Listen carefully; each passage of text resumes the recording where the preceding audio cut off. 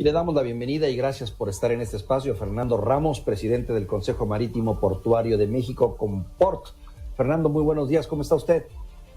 Buenos días, Víctor Hugo, bien, gracias, gusto saludarlos. Igualmente, le saludamos con afecto. Fernando, una pregunta obligada, desde su perspectiva, ¿cómo podríamos definir la política federal, la estrategia del gobierno federal en relación a los puertos de México, a la luz de estos cambios que se están dando y que hemos estado documentando? Pues es una gran pregunta, Víctor Hugo, porque desde mi punto de vista, estamos encontrando mensajes un poco encontrados, valga la redundancia. Por un lado, tras la salida del secretario Jiménez Espriu, hay un despido de una renuncia del Coordinador General de Puertos, llega una persona nueva, una persona que no tiene experiencia, y tras ello se viene una oleada de cambios en las administraciones portuarias integrales federales. Recordar que las API son federales y estatales. Y prácticamente en todas hay nombramientos de militares, de almirantes, como lo acaban de ustedes de mencionar, en el caso de Veracruz, almirantes de mucha experiencia en el plano militar, pero que no tienen cero experiencia o que no tienen nada de experiencia en el plano comercial. Entonces ese tema nos preocupa porque las APIs se conceptualizaron para promover a los puertos. Son entidades administrativas, son sociedades anónimas que tienen como propósito la comercialización de todos los servicios que se pueden dar en un puerto. Entonces, por un lado, tenemos que las APIs se deben de dedicar a comercializar, y por otro lado, tenemos este mensaje del presidente de militarizar la administración de los puertos. Entonces, realmente no sabemos ahorita en dónde estamos parados, cuál va a ser la política, porque por otro lado, y si ustedes recordarán el mensaje que dio el presidente de la República en Manzanillo, pues pareciera que todos los puertos enfrentan un gran problema de contrabando, de tráfico, de drogas, cuando desde nuestro punto de vista los temas, si bien existen, están focalizados y no representan un problema serio, porque en México, y ustedes lo saben perfectamente bien y los puertos son testigos de eso, México depende de su comercio exterior.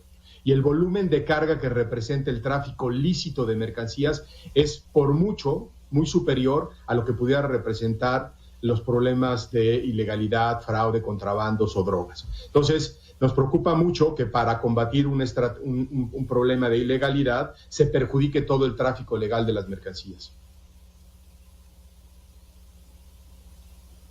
Jimena. Barbero. Perdón. Tengo una pregunta adelante, que Jimena. ha causado polémica en los últimos días, en las últimas semanas, el tema de las concesiones. ¿Quién tiene las concesiones de los puertos? ¿Quién los administra? Para que las personas que nos ven en casa entiendan un poquito más de cómo funciona el sistema, Fernando. Gracias, Jimena, buenos días. Mira, el principal concesionario de un puerto es la API. La API tiene una concesión por 50 años, que se puede prorrogar 50 más, como fue el caso que se dio en Veracruz. En la ampliación del nuevo puerto, el puerto de Veracruz ya llevaba tiempo rezagado. En la administración anterior se logró superar eso y se empezó a construir lo que se llama el nuevo puerto, que es un puerto que tiene una terminal de hidrocarburos, una terminal de contenedores, una terminal de usos múltiples, una terminal granelera. Básicamente casi creció al doble el puerto de Veracruz. Entonces, para lograr soportar esas inversiones, pues obviamente se le tiene que dar seguridad jurídica a los concesionarios para que durante el tiempo que dure su concesión ellos puedan recuperar su dinero y obtener ingresos. Se hizo un ruido desde mi punto de vista innecesario, porque la concesión de la API es una concesión del gobierno federal al propio gobierno federal, porque la API, el dueño de las APIs federales es el gobierno federal. O sea, el gobierno federal... Perdón, Fernando. Sí. O sea, el gobierno federal genera el API y la pone, digamos, la renta. ¿Sería esa la expresión? Las API se constituyen, para que el público entienda, las API se constituyeron en la reforma de la Ley de Puertos de 1993-94 como sociedades anónimas, así se caracterizaron. Había la idea de en el futuro inclusive bursatilizar esas sociedades anónimas precisamente para hacer los entes financieramente más sólidos. Al final, digamos que el proyecto se quedó a la mitad. Las APIs son sociedades anónimas de capital variable, pero el dueño de ese capital 100% es el gobierno federal. Entonces, por eso yo digo que es una concesión del gobierno federal al propio gobierno federal, porque ninguna API, salvo la de Acapulco, es privada. Fernando, en ese tono, entonces quiere decir que podríamos pensar que el presidente confundió los conceptos. Supongo que él estaba bien informado bajo qué condiciones se daba, pero el mensaje que él mandó es: hay un grupo ahí de particulares que está haciendo negocios y se los vamos a quitar. Esa fue la impresión que nos quedó.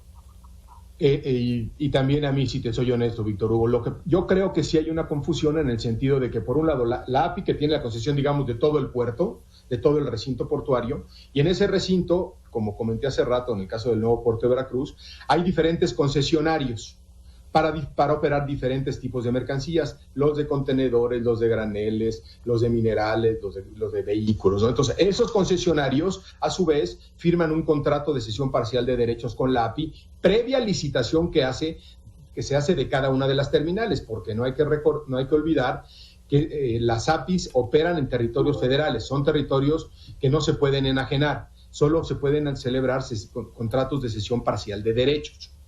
Entonces, el mensaje también preocupó porque pareciera que ser concesionario hoy en este país, pues es un delito, ¿no?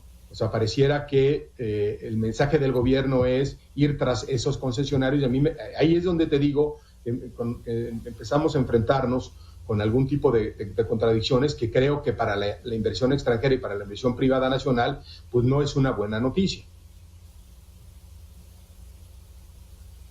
Oye, Fernando, y hablando contigo que eres experto en el tema, que eres especialista en este tema y dejando un poco de lado los dichos, los temas políticos y las declaraciones, ¿qué se debería de hacer para garantizar el mejor funcionamiento de las API? Que tengo entendido, su propósito es desarrollar planes maestros para el funcionamiento de los puertos, y de ahí también qué se necesitaría para el mejor manejo y desarrollo de los puertos en nuestro país. Pues mira, nosotros le presentamos precisamente al ingeniero López, antes de que se iniciara el sexenio, una propuesta integral de lo que nosotros consideramos debería ser una nueva política de puertos, incluyendo precisamente el tema de las APIs. Las APIs son entidades muy importantes, han ayudado al crecimiento de los puertos. Si ustedes comparan lo que eran los puertos a principios de los 90 y lo que son hoy, a principios de los 90 se decía que los puertos mexicanos principales eran Long Beach y Houston. Hoy eso ya cambió radicalmente. Hoy tenemos un puerto moderno, tan moderno como el de Veracruz, como el de Manzanillo, que a nivel de la recepción de los buques y la descarga de contenedores, por ejemplo, compite contra cualquier puerto a nivel mundial. Entonces, lo que nosotros le propusimos al gobierno era que se fortalecieran las áreas de administración de las APIs. Nosotros pedíamos, la Carta Santa Claus era que precisamente se empezara a desincorporar parte del capital que tiene el gobierno federal en las acciones de las APIs y que se pasaran a la iniciativa privada en un contexto en donde nosotros creemos que todos los participantes de un puerto deberían de formar parte de las APIs porque son los más interesados en desarrollar su puerto. Pero si eso no se lograra, por lo menos que nos dieran un asiento en el Consejo de Administración de las APIs federales, precisamente para poder influir un poco en la política pública y en el desarrollo del plan maestro, como bien tú lo comentabas. Fernando, comentaste algo sobre la militarización. ¿Sientes que es drástica esta medida? A ver. Muy.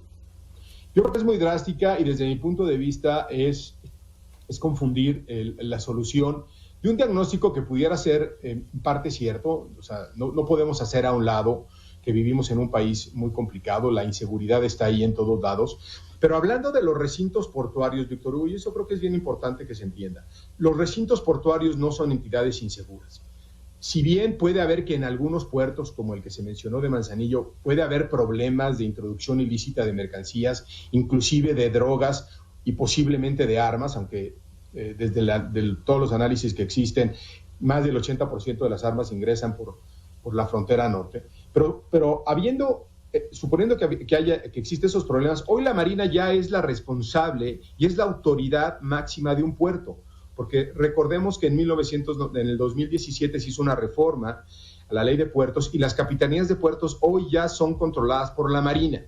La Marina por ley tiene la obligación de controlar las capitanías de puertos, además de que tiene la obligación de resguardar los litorales, los más de 11,000 kilómetros de litorales. Entonces, esa es su obligación y desde nuestro punto de vista ese es un gran trabajo que tiene que hacer la Marina. Nosotros respetamos muchísimo a la Secretaría de Marina, creemos que es un cuerpo de profesionales militares perfectamente bien capacitados, pero el trabajo que deben desarrollar es precisamente proteger las costas y los mares. pero no meterse en la parte administrativa, en la parte comercial de la administración de un puerto, porque entonces ahí es donde empiezan las confusiones y ellos van a ver el tema desde el punto de vista militar, con su disciplina, con su estrategia, sin el conocimiento comercial. Jimena leyó el currículum de nuevo almirante de Veracruz. Es un profesional, es un marino perfectamente bien capacitado, con maestrías, creo que hasta doctorado tiene. Pero en las artes de la guerra, que nada tienen que ver con la administración comercial de un puerto. Caray, en este contexto, y para bueno, parte de la duda que tengo también, Fernando, ¿cuánto representan en ingreso los puertos en la economía del país? No, pues es muy importante el ingreso porque, por un lado, se pagan derechos de muellaje, se pagan los derechos por la explotación de las concesiones y además todos los ingresos que se derivan del ingreso de las mercancías de comercio exterior, Víctor. Recordar que los puertos marítimos, por un mal diseño de una política para fomentar el tráfico de cabotaje en México, a pesar de los 11,000 kilómetros o más de 11,000 kilómetros de litorales que tenemos, los puertos marítimos mexicanos tienen una vocación de comercio exterior.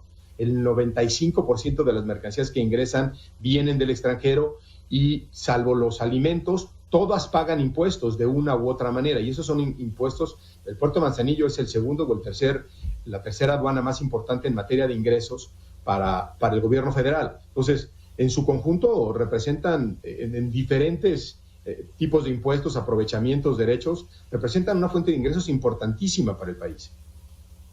Finalmente, Fernando, te preguntaría algo que consideras debe de quedar en el ánimo de la opinión pública en relación a esta problemática, esta situación que se vive actualmente. Más que en el ánimo, nuestro mensaje sería el que se hiciera un verdadero análisis de la realidad portuaria, a dónde queremos que vayan los puertos. Tenemos que reconocer que en México la economía mexicana depende del comercio exterior. Eso para nosotros es fundamental. Y si ese reconocimiento lo hace también el gobierno, pues entonces lo que pediríamos es que las políticas públicas que se diseñen sean acordes a este reconocimiento. Y entonces logremos tener puertos que, por un lado, la Secretaría de Marina proteja el entorno, pero por otro lado sean administrados por profesionales en materia portuaria, no por militares. Caray, pues con eso nos quedamos. Te agradecemos mucho esta explicación, Fernando, y gracias por ayudarnos a entender un poquito más ese tema, que ciertamente creo es un tema complejo para quienes no estamos metidos en el asunto, pero es importante poner atención por las políticas públicas que ahora se están implementando, y compartimos contigo esta preocupación que tú bien reiteras por parte de hacia dónde nos lleva el gobierno federal o hacia dónde pretende llegar la actual administración. Gracias, correcto, Fernando. Un saludo. Gracias a ustedes. Gracias por esta plática y por esta conversación. Fernando Ramos, especialista en este tema. Muchísimas gracias, muy interesante su conversación. Vamos a una pausa muy breve, 9 de la mañana con 16 minutos. Estamos de vuelta. 21.096 toneladas.